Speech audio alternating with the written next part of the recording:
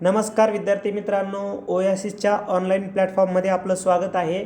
या व्हिडिओमध्ये आपण पाहणार आहोत 15 डिसेंबर 2024 रोजी जो सीटेट पेपर क्रमांक 2 झाला होता। या पेपरमधील मराठी भाषा प्रथम म्हणजे ज्या विद्यार्थ्यांनी भाषा प्रथममध्ये मराठी निवडली होती त्या पेपरच्या संदर्भाने जे 30 प्रश्न तुम्हाला विचारण्यात आले होते, या 30 प्रश्नांवर विश्लेषणात्मक चर्चा आपण करणार आहोत। आपल्याला माहीत आहे की सीटेट या पेपरमध्ये पेपर 1 असो किंवा पेपर 2 असो, यामध्ये लँग्वेजचे जे प्रश्न विचारले जातात तुम्हाला ते 30 प्रश्न विचारले जातात। त्यापैकी 15 प्रश्न जे आहेत हे उतारा किंवा कवितेवर आधारित विचारतात आणि राहिलेले 15 प्रश्न जे आहेत ते मेथडॉलॉजीच्या म्हणजे मराठी अध्यापन पद्धतीच्या संदर्भाने तुम्हाला विचारलेले असतात। तर सुरुवातीलाच म्हणजे बघा, ज्या विद्यार्थ्यांनी भाषा 1 निवडली होती, बघा जर आपण मराठी भाषा 2 निवडली तर वेगळे प्रश्न विचारतात, मराठी भाषा 1 निवडली त्यांचे वेगळे प्रश्न असतात। आपण दोनही भाषा प्रथमचेही व्हिडिओ बनवलेले आहेत आणि भाषा द्वितीयचेही व्हिडिओ आपण बनवलेले आहेत। तर ज्या विद्यार्थ्यांनी मराठी भाषा प्रथम निवडली होती 15 डिसेंबर 2024च्या पेपरमध्ये सीटेट पेपर 2मध्ये, त्यामधील प्रश्न पाहूयात। सुरुवातीला उतारा दिला आहे, क्वेश्चन क्रमांक 91 ते 99 पर्यंतचे प्रश्न जे आहेत ते या उतारावर आधारित आहेत। आपल्याला माहिती आहे की उतारा सोडवताना आपण अगोदर प्रश्न वाचून घेतो आणि मग उतार्यामध्ये शोधण्याचा प्रयत्न करत असतो। तुमच्याकडे ऑलरेडी PDF-मध्ये वेबसाईटला प्रश्नपत्रिका उपलब्ध आहेत, इथं मात्र आपण याच पद्धतीनं समजून घेणार आहोत। प्रश्न आहे, माणसाच्या जगण्याला कशामुळे अर्थ प्राप्त होतो? घर, कुटुंब, स्वभाव, वृत्ती। तर साहजिकच पूर्ण जो उतारा आहे ना, तर तो पूर्ण उतारा घराच्या संदर्भानं आहे। बघा, माणसाच्या जगण्याला आकृतीबंध देणारी एकच रचना म्हणजे कोणतं? घर। लक्षामध्ये म्हणजे पर्याय क्रमांक 1 हेच या प्रश्नाचं आपल्या उत्तर असणार आहे। त्यानंतर माणसाचा बुरखा गळून पडतो म्हणजे त्याचा खरा चेहरा समोर येतो, तो घराला महत्त्व देतो, तो घराचे मोठेपण स्वीकारतो, तो घराला जगण्याची चौकट मानतो।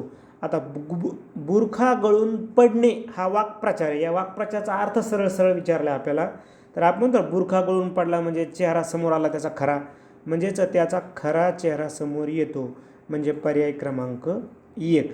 याचं उत्तर मात्र तुम्ही सहज तुमच्या नॉलेजवर आधारित देऊ शकत होता।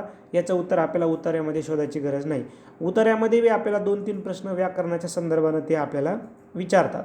त्यानंतर पशु पक्षी हे अन्न पाण्याच्या शोधात फिरतात आणि तिथेच वास्तव्य करतात, अधोरेखित शब्द काय आहे? आता काय झालं, सीटेटच्या पेपरमध्ये या प्रश्नामध्ये अधोरेखनच झालं नाही आहे, म्हणून त्यांनी काय केलं, 4ही प्रश्नाला बरोबर दिलं। म्हणजे 4ही ज्या विद्यार्थ्यांनी प्रश्न सोडवला त्यांना 1-1 मार्क्स देऊन टाकलेले आहेत, म्हणून इथं चर्चा करून आपल्याला काही फायदा नाही। त्यानंतर घर म्हणजे डॅश डॅश पुढीलपैकी कोणते चुकीचे आहे? बघा, घर म्हणजे चुकीचं कोणतं निवडायचं आहे? घर म्हणजे माणसाचा खरा मित्र, घर म्हणजे मानवी संस्कृतीचे प्रतीक, माणसाच्या गरजांचे विरोधक, घर म्हणजे मानवी जीवनशैलीचा साक्षीदार। आता या प्रश्नाचं उत्तर मात्र आपल्याला कुठं जावं लागेल? उतार्यामध्येच आपल्याला या प्रश्नाचं उत्तर शोधावं लागेल।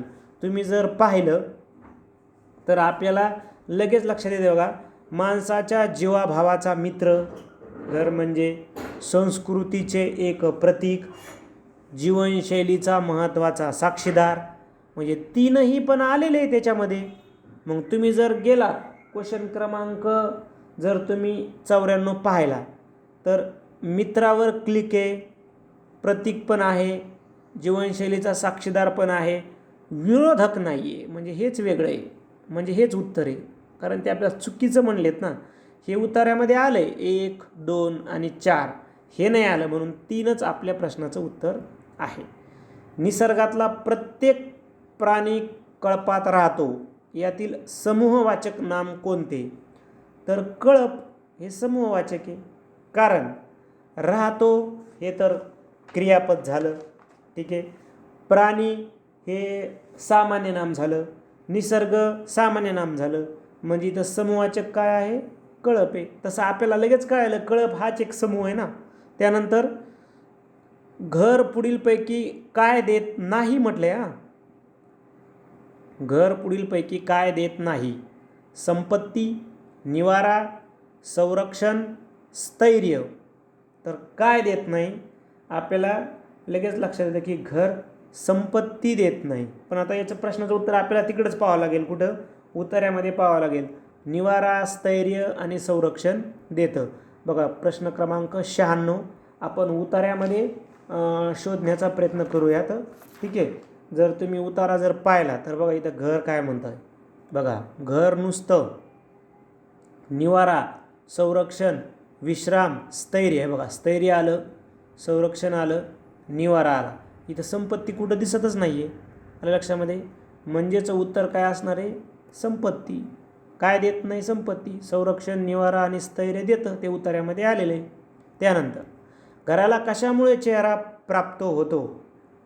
तर आता बघा म्हणजे हे तुम्हाला उतार्यामध्ये शोधावं लागणार आहे. तर घराला कशामुळं काय म्हणतो तो प्रश्नामध्ये, क्वेश्चन क्रमांक 97 मध्ये काय म्हणला तो? घराला कशामुळे चेहरा प्राप्त होतो?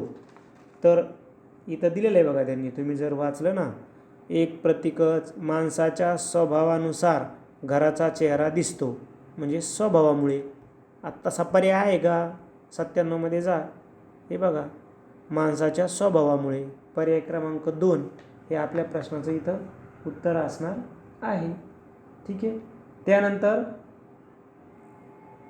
तो घरात आणून ठेवतो अधोरेखित काय आहे? आता आणून आणि ठेवतो या दोन शब्दाला अधोरेखन आहे. संयुक्त क्रियापद आहे का? सकर्मक, आकर्मक, उभयान्वयी. तर संयुक्त क्रियापदे नाही. आपल्याला लक्षात दोन क्रिया आहेत ना, आणण्याची पण क्रिया आहे आणि ठेवण्याची क्रिया आहे. पण दोन्हीचा पण अर्थ काय आहे? एकच आहे. थोडं डिटेलमध्ये जर पाहिलं आपण तर आणून हे जे आहे हे धातू साधित आहे आणि ठेवतो जे आहे हे सहाय्यक क्रियापद आहे. तर या दोघांना काय म्हणतो आपण? संयुक्त क्रियापद. त्यानंतर उतार्याप्रमाणे पुढीलपैकी कोणती बाब घराला लागू होत नाही? लागू होत नाही म्हटलंय. ठीक आहे. बंदिस्त, सुरक्षित, सामूहिक आणि खाजगी. मग आता आपण जर उतार्यामध्ये याच्या संदर्भानं जर पाहिलं आपण, म्हणजे शेवटचा प्रश्न आहे, उतार्यामध्ये जर पाहिला आपण तर आपल्याला लक्षात येतं बघा की उतार्यामध्ये खाजगी हा शब्द आलेला आहे, सुरक्षित हा शब्द आलेला आहे, बंदिस्त हा शब्द आलेला आहे. सुरक्षित, खाजगी, बंदिस्त हे शब्द आलेले आहेत. ठीक आहे. हे बघा सुरक्षित, खाजगी आणि बंदिस्त शब्द आलेले आहेत. काय लागू होत नाही? मग सामूहिक हे शब्द लागू होत नाही, कारण हे तर बरोबर लागू होतात. म्हणजे पर्याय क्रमांक 3 हे आपल्या प्रश्नाचं उत्तर आहे. आता आपल्याला कवितेवर आधारित प्रश्न त्यांनी विचारलेले आहेत. ठीक आहे. सर्वांच्या ओळखीची कविता आहे हिरवे हिरवे गालगालींचे. ठीक आहे. तर बघा आपण डायरेक्ट प्रश्नाकडे जाऊ, म्हणजे मग आपल्याला उत्तर शोधता येतील. छान माझी सोनूकली असे फुलराणीला कोण म्हणाले? छान माझी सोनूकली. आता बस हे वाक्य तुम्ही शोधायचं आहे. हे बघा इथं छान माझी सोनूकली. बघा पुरा विनोदी संध्यावात डोल डोलवी हिरवे शेत, तोच एकदा हसत म्हणाला, हसत आला चुंबून म्हणे फुलराणीला, छान माझी सोनूकली. कोण म्हणाला? संध्यावात. वात म्हणजे काय? वारा. म्हणजेच आपल्या प्रश्नाचं उत्तर काय आहे? पर्याय क्रमांक 2. त्यानंतर संध्याकाळी हळूच कोण डोकावून बघत आहे? संध्याकाळी हळूच कोण डोकावून बघत आहे? तर आता आपल्याला त्या संदर्भानं या प्रश्नाचं उत्तरसुद्धा आपल्याला कवितेमध्ये शोधावं लागणार आहे. हळूच बघा, हळूच पाहात ते डोकावून तो रविकर का गोजिरवाना. रविकर म्हणजे काय? सूर्य. म्हणजे बघा कोण पाहत आहे? सूर्य पाहत आहे. पर्याय क्रमांक 4. त्यानंतर डोके घ्यावे गावी गाणी ओळीतील अधोरेखित शब्दांचे व्याकरण ओळखा. क्रियापदे, कर्ताय, शब्दयोगी अव्यय, कर्म आहे. आता आपल्याला लगेच क्लिक व्हायला की एक क्रियापद आहेत ना, आता घ्यावे घेण्याची क्रिया आहे, गावी गाण्याची क्रिया आहे, म्हणजेच काय ती क्रियापद आहेत. त्यानंतर अव्याज या शब्दाचा समानार्थी नसलेला शब्द बघा, साधा अव्याज म्हणजे साधा हो आहे, सरळ आहे, निष्कपट आहे. नसलेला तर हा थोडा वेगळा आहे. प्रेमळ हा अव्याजसाठी समानार्थी शब्द नाही. त्यानंतर फुलराणीच्या संदर्भात कवीने वापरलेला प्रणयचंचला हा शब्द काय आहे? तर साहजिकच हे काय विशेषण वापरलं ना, तिच्यासाठी विशेषण वापरलं. आलं लक्षात? कारण शब्दयोगी आहे तर शब्दाला जोडून येतं. त्यानंतर हे सर्वनाम तर नाही आहेच, तो ती ते की हा ही हे असं नाही आहे तिथं. आणि विशेष नाम पण नाही आहे, म्हणजेच काय आहे विशेषण आहे. आणि बाकी पर्याय कट करायला सोपे आहेत ना हे. आलं लक्षामध्ये? आपल्याला हे माहिती आहे की हे उत्तर नाही, मग पर्यायनं हेच उत्तर शोधता येतं आपल्याला. त्यानंतर आई मांडीवर बसुनी या ओळीतून कवी फुलराणीबद्दल काय सुचवत नाही म्हटलंय? काय सुचवत नाही? तर पर्याय क्रमांक 4 बघा, फुलराणीचे लहानपण सुचते, फुलराणीचे साधेपण, फुलराणीचे निर्व्याजमन, फुलराणीचा हट्टी स्वभाव त्याच्यामध्ये दिसून येत नाही. ठीक आहे. तर आता राहिलेले जे 15 प्रश्न आहेत, हे राहिलेले 15 प्रश्न आपल्याला माहिती आहे की मेथोडॉलॉजीच्या संदर्भानं आहेत. ठीक आहे. तर ते पण आपण समजून घेऊयात. प्रश्न आहे, भाषा शिक्षणाच्या संदर्भात पुढीलपैकी कोणते विधान योग्य आहे? भाषा शिक्षण हे फक्त भाषिक पाठ्यपुस्तके वाचून होते.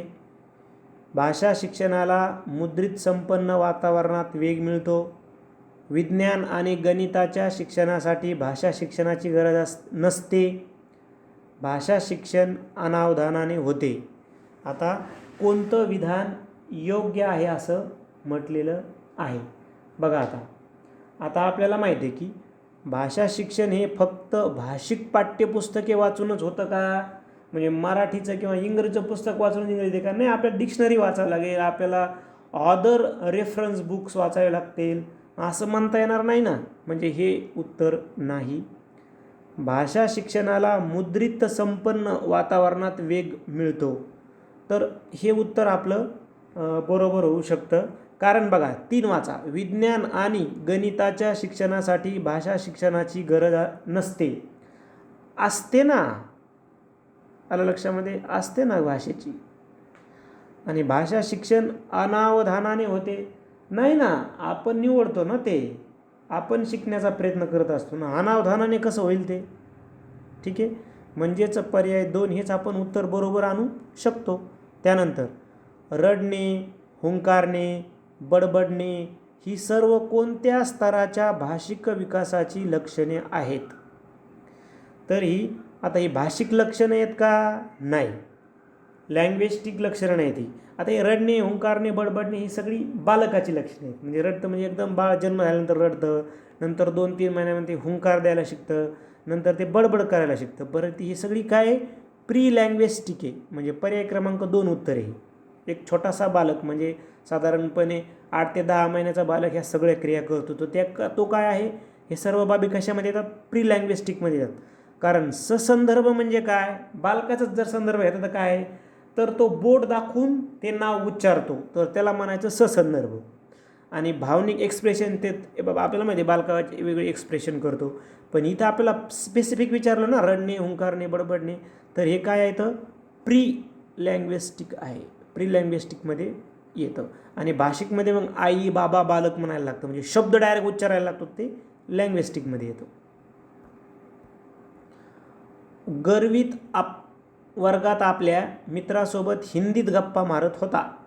जेव्हा त्याच्या शिक्षकाने हाक दिली तेव्हा त्याने इंग्रजीत उत्तर दिले. हे कशाचे उदाहरण आहे? तर हे कोड स्विचिंगचं उदाहरण आहे, म्हणजे भाषा बदलाचं उदाहरण आहे. आलं लक्षामध्ये? त्यानं भाषा बदलली ना, अगोदर हिंदीत गप्पा मारत होता आणि उत्तर दिलं शिक्षकाला इंग्लिशमध्ये, तर त्यानं काय केलं? कोड स्विचिंग केलं किंवा भाषा बदल केला. ठीक आहे. भाषा मिश्रण म्हणजे दोन्ही भाषा एकत्र बोलणे असं म्हणता येणार नाही, कारण तो मित्रासोबतच जर दोन्ही भाषा बोलत असतं तर मग ठीक होतं. समाज भाषा विज्ञान हे तर एक शाखा आहे, समाज आणि भाषा यांच्यातील संबंधाचा अभ्यास करणारी. बोली नाही, ती एका विशिष्ट प्रदेशामध्ये विशिष्ट समूहाद्वारे बोलल्या जाते. म्हणजे उत्तर काय असणार आहे हे? भाषा बदल. त्यानंतर प्रत्येक अभ्यासक्रमात शिक्षणाचे फलित यांचा उल्लेख असतो, याचा अर्थ म्हणजे ते आउटकम्स काय आहे. तर आता आन्सर कीमध्ये काय, शिक्षकाच्या शिक्षण पद्धतीमध्ये बदल. परंतु जे आउटकम्स असतात शिक्षणाचे, आता इथे शिक्षकाचे असेल तर मग योग्य वाटतं हे 4, पण आन्सर कीनं 4 दिला आहे. ठीक आहे. शेवटी काय आहे, लर्निंग आउटकम्स जे असतात ना, हे विद्यार्थ्याच्या संदर्भाने असले पाहिजेत. पण तरी पण आपण आन्सर कीचंच उत्तर ग्राह्य मानू. याबद्दल जर तुम्हाला काही नॉलेज असेल तर तुम्ही थोडंसं लिहू शकता कमेंट्समध्ये. ठीक आहे, की या उत्तर 4च कसं काय आहे. प्रत्येक अभ्यासक्रम शिक्षणाचे फलित यावर भाष्य करते. बघा, दोन्ही प्रश्न जवळपास सारखेच आहेत. शिक्षणाचे फलित म्हणजे लर्निंग आउटकम्स म्हणजे काय, विद्यार्थ्याच्या वर्तन व्यवहारातील बदल. बरोबर आहे की तोच आउटकम असला पाहिजे लर्निंगमधला, की विद्यार्थ्यामध्ये बदल होणं अपेक्षित आहे. म्हणजे स्टुडंट सेंटर्ड जे काही चेंजेस आहेत ते अपेक्षित असतात. ठीक आहे, म्हणून इथं मात्र करेक्ट उत्तर दिलं आहे आन्सर कीमध्ये. पण इथं थोडासा प्रॉब्लेम वाटतो, तरी पण आपण त्यांचंच उत्तर ग्राह्य मानूयात. त्यानंतर तुमच्या फोनमधील संपर्क सूचीतून एक नंबर शोधणे हे कशाचे उदाहरण आहे. संपर्क, तर त्याला आपण स्कॅनिंग म्हणू ना. आता स्कॅनिंग म्हणजे नेमकं काय, जेव्हा आपण एका मोठ्या मजकुरातून एक विशिष्ट माहिती, नाव, ठिकाणाचं नाव, तारीख असं शोधतो, तर त्या आपण वाचन प्रकाराला म्हणतो स्कॅनिंग. ठीक आहे. आता इथं हे पुनर्पाहणी म्हणता, रिव्ह्यू म्हणता येणार नाही. रिव्ह्यू म्हणजे आपण शिकलेल्या किंवा वाचलेल्या गोष्टीची उजळणी करणे, हे बी नाही. आणि चाळणे पण इथं म्हणता येणार नाही. स्किमिंग म्हणजे काय, तर एखादा मजकुराचा मुख्य विषय सारांश समजून घेण्यासाठी वाचणं. ठीक आहे. आता स्किमिंगचं उदाहरण म्हणजे काय, आपण पूर्ण न्यूज वाचतो का नाही, आपण काय म्हणतो, डायरेक्ट हेडलाईन वाचतो. वर्तमानपत्राची हेडलाईन म्हणजे त्याला स्किमिंग म्हणू शकतो आपण. हे सर्वे तर वेगळे. ठीक आहे, म्हणजे पर्याय क्रमांक 1च याच्या प्रश्नाचं उत्तर आहे. त्यानंतर विद्यार्थ्यांना नवीन शब्दाचा अर्थ पाठ करायला लावण्याऐवजी त्यांना नवीन शब्द ससंदर्भ समजून देणे. ठीक आहे, काय म्हणतो तो, नवीन शब्दाचा अर्थ पाठ करायला लावण्याऐवजी त्यांना नवीन शब्द ससंदर्भ समजून देणे, म्हणजे त्या शब्दाचा सगळा आजूबाजूची माहिती संदर्भासहित समजून सांगणे. तर कशाच्या संदर्भाने उत्तर आहे बघा हे. अनेकदा विद्यार्थ्यांना संभ्रमित करते. असं विद्यार्थ्यांना संभ्रमित करेल काय ते, एखाद्या शब्दाचा अर्थ आपण त्याला समजून सांगायला लागलो तर त्याला संभ्रमित करू का आपण, असं म्हणता येणार नाही ना आपल्याला. आपण संभ्रमित करता येईल का असं म्हणता येणार नाही. उलट त्याला जास्त समजेल ना ते. आलं लक्षामध्ये, उलट संदर्भाने अर्थ जास्त समजेल. म्हणजे हे काही उत्तर नाही. शब्द नीट समजून घ्यायला मदत करते, हां हे उत्तर असू शकतं. घोकमपट्टी करण्यास उत्तेजन देते, रॉंग. ते पाठांतर घोकमपट्टी करण्यास हे करते. इथं ससंदर्भ आपण समजून द्यायला आलो. वेळेचा अपव्यय आहे, नाही ना, वेळेचा अपव्यय असं म्हणता येणार नाही. लर्निंग इफेक्टिव्ह मेथड आहे ही. तर ससंदर्भ समजून सांगणे ही काय आहे, लर्निंग इफेक्टिव्ह मेथड आहे. ठीक आहे. जेव्हा शब्द संदर्भासह शिकवले जातात ना, तेव्हा अर्थ जास्त काळ लक्षात राहतो ना, म्हणून पर्याय क्रमांक 2च उत्तर आहे. अशा प्रकारचे लेखन ज्यात लेखक स्वतः त्यातील पात्र बनतो, काही वेळा नसतोही, आणि निवेदन करतो, याला काय म्हणतात, स्वतः पात्र बनतो असं लेखन, तर त्याला आपण म्हणू कथन. कारण लाघवी, ठीक आहे, लाघवी, तर त्या लाघवी म्हणजे आपण काय लाघवी लिहिलं आहे, तर ते आपण कशामुळं लिहितो, वाचकाचं मतपरिवर्तन किंवा मन वळवणारं लेखन, त्याला म्हणतो आपण लाघवी लेखन. आणि निवेदनात्मक म्हणजे काय, माहिती देण्यासाठी किंवा एखादी गोष्ट स्पष्ट करण्यासाठी केलेलं लेखन. आणि वर्णनात्मक म्हणजे काय, एखादं ठिकाण, एखाद्या ठिकाणाचं वर्णन केले, एखाद्या पर्वतावरल्या शिखराचं वर्णन आहे, किंवा एखाद्या थंड हवेच्या ठिकाणाचं वर्णन आहे, किंवा एखाद्या मोबाईलचं तुम्ही वर्णन केलं की हा असा आहे, तो त्याचं कंपनी आहे, तो त्या इतकं मेमरी कार्ड आहे, तर ते वर्णनात्मक होईल, म्हणजे एखाद्या वस्तूचं किंवा एखाद्या ठिकाणाचं. ठीक आहे. इथं मात्र कथन हे उत्तर येईल. त्यानंतर तुम्हाला तुमच्या वर्गातील जास्तीत जास्त मुलांना सहभागी करून घ्यायचं आहे, यासाठी तुम्ही कोणत्या पद्धतीचा अवलंब कराल. जास्तीत जास्त मुलं, चर्चा, सादरीकरण, आदर्श वाचन, पाठांतर. आता याच्यामध्ये आपल्याला लक्षात यायला लागलं की कट मेथडनं जर आपण गेलो तर पाठांतर तर हे वैयक्तिक झालं. सादरीकरण पण येणार नाही, कारण सादरीकरणामध्ये काय व्हायला लागले, शिक्षक कृती करायला आणि विद्यार्थी फक्त पाहायला लागलेत डेमॉन्स्ट्रेशनमध्ये. आणि आदर्श वाचन पण उत्तर होऊ शकत नाही. मॉडेल रिडिंगमध्ये काय, शिक्षक आता वाचन करायला आणि विद्यार्थी ऐकायला लागलेत. पण चर्चा उत्तर होऊ शकतं ना डिस्कशन मेथडमध्ये, कारण चर्चेदरम्यान प्रत्येक विद्यार्थ्याला आपलं मत मांडता येतं किंवा मत मांडण्याची संधी मिळते, ज्यामुळे विद्यार्थ्यांचा सहभाग वाढतो. म्हणजेच आपल्या प्रश्नाचं उत्तर मिळालं आपल्याला चर्चा. त्यानंतर एक श्रोता ऐकताना विशिष्ट माहिती, संबंध आणि शब्दक्रमांची पद्धती ऐकतो.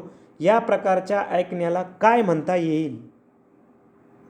विशिष्ट माहिती, संबंध आणि शब्दक्रमांची पद्धती ऐकतो. शब्दक्रमांची पद्धती ऐकतो तर याला म्हणता येईल आपलं ऊर्ध्वगामी प्रक्रिया म्हणता येईल.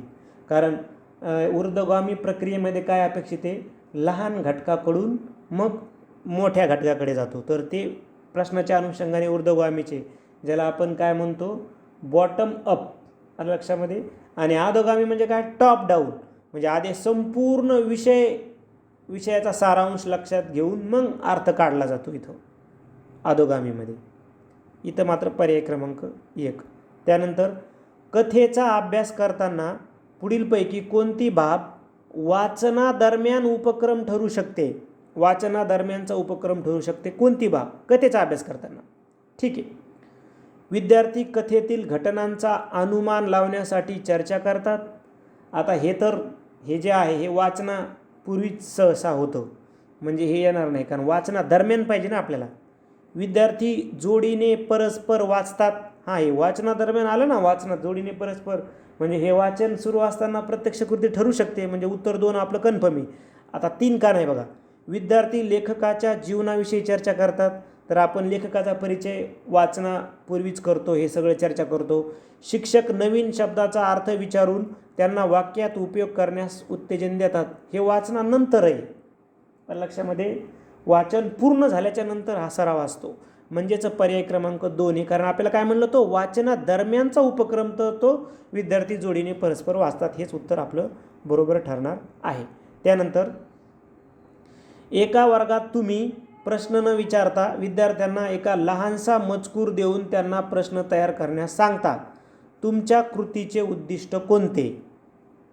आता बघा काय म्हणता येते की एका वर्गात प्रश्न न विचारता विद्यार्थ्यांना एक लहानसा मजकूर दिला जातो आणि त्यांना प्रश्न तयार करण्यास सांगितलं जातं. तर काय उद्दिष्ट आहे शिक्षकाचं? तर तुमच्या विद्यार्थ्यांना एक चांगला पेपर सेटर म्हणून निवडणे. आता हे तर आपल्याला माहिती आहे फसवा पर्याय. विद्यार्थी आपण त्यासाठी घडवत नाहीत की तो पेपर सेटर म्हणून घडल्या जावा, बरोबर आहे.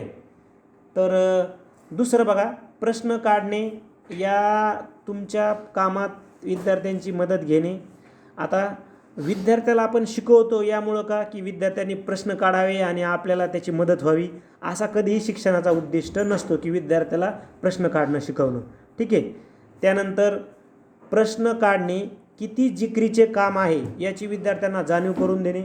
आता शिक्षकाला जाणीव करून द्यायची असते का वर्गामध्ये की मी किती जिकिरीचं काम करायलो आहे, मी टेस्ट काढायला लागलो, म्हणजे हे पण रॉंगच आहे, फसवा पर्याय. तुमच्या विद्यार्थ्यांची विश्लेषण करण्याची क्षमता आणि कल्पकता विकसित करणे. पर्याय क्रमांक 4 बरोबर आहे ना. कारण शिक्षकांनी विद्यार्थ्याला एक काय दिला, मजकूर दिला आणि विद्यार्थ्याला सांगितलं की याच्यावरून प्रश्न तयार करा. तर विद्यार्थ्याची कल्पकता आणि विश्लेषणाची क्षमता विकसित करण्यासाठी शिक्षक असं विद्यार्थ्याला म्हणू शकतो. म्हणून पर्याय क्रमांक 4 हे आपल्या प्रश्नाचा अधिक करेक्ट उत्तर असणार आहे. सीटेट परीक्षेच्या मराठीच्या तयारीसाठी, म्हणजे भाषा 1 निवडली असेल किंवा भाषा 2 निवडली असेल, तर तुमच्यासाठी हे जे पुस्तक आहे केसागर पब्लिकेशनचं, डॉक्टर शशिकांत अन्नदाते सरांनी लिहिलेलं, हे पुस्तक तुम्हाला उपयुक्त ठरू शकतं. ज्यामध्ये तुम्हाला सरावासाठी उतारे, त्याचबरोबर कविता आणि जे मेथॉडॉलॉजीचे प्रश्न आहेत त्यावर पण त्यांनी डिस्क्रिप्टिव्ह पद्धतीनं माहिती दिलेली आहे. त्याचबरोबर काही PYQ पण त्यांनी दिलेले आहेत, जे तुम्हाला येणाऱ्या एक्झामसाठी उपयुक्त ठरू शकतात. त्यामुळे हे तुम्ही पुस्तक खरेदी करू शकता. याची लिंक जी आहे ॲमेझॉनची, ती लिंक या व्हिडिओच्या डिस्क्रिप्शन बॉक्समध्ये दिलेली आहे. नेक्स्ट क्वेश्चन आहे बघा, भाषा मूल्यमापनाचे उद्दिष्ट म्हणजे, आणि 4 पर्याय दिलेत. प्रत्येक विद्यार्थ्याने त्याच्या सहपाठी विद्यार्थ्यांच्या तुलनेत काय साध्य केले आहे हे पाहणे. आता हे एका विद्यार्थ्याने त्याच्या सहपाठी विद्यार्थ्याच्या तुलनेत काय साध्य केले पाहणे आहे, याचा संदर्भ भाषा मूल्यमापनासोबत लागतो आहे का? नाही ना, इथं भाषेचा संदर्भच येत नाही, म्हणून पहिलं आपण निवडण्याचं कारणच नाही. त्यानंतर नेक्स्ट आहे बघा, त्यांचे समग्र किंवा समकालीन मूल्यमापन करणे. तर हे होल इव्हॅल्युएशन झालं. आपल्याला कशाच्या संदर्भानं घ्यायचं आहे? आपल्याला फक्त भाषा मूल्यमापनाच्या संदर्भानं घ्यायचं आहे, म्हणजे दुसरं पण उत्तर काही योग्य नाही. विद्यार्थ्यांची भाषिक कामगिरी पाहणे, आता हे ठीक उत्तर होऊ शकतं. पण चौथा पर्याय बघा, विद्यार्थ्याचे भाषा प्रभुत्व पाहणे. हे तिसऱ्यापेक्षा प्रभावी उत्तर आहे पर्याय क्रमांक 4. कारण भाषा प्रभुत्वाचाच एक पार्ट होईल भाषिक कामगिरी, म्हणजे 3 काय झालं, कमी झालं, आणि सर्वात प्रभावी काय झालं, पर्याय क्रमांक 4 झालं. कारण मूल्यमापनाचा हेतू काय असतो, म्हणजे भाषा मूल्यमापनाचा, की ती भाषा त्या विद्यार्थ्याने किती आत्मसात केलेली आहे हे पाहणे. मग ते कशावरून ठरेल? विद्यार्थ्याच्या भाषा प्रभुत्वावरून ठरेल, म्हणून पर्याय क्रमांक 4.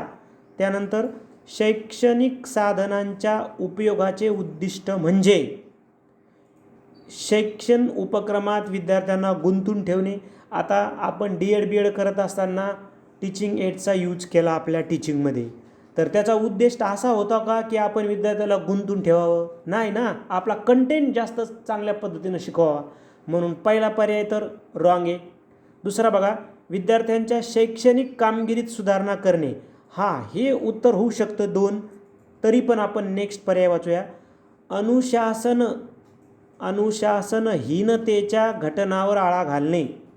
आता शिस्त लावण्यासाठी शैक्षणिक साधनं म्हणजे काही बरोबरच वाटत नाही, म्हणजे तिसरा पर्याय असाही कटला.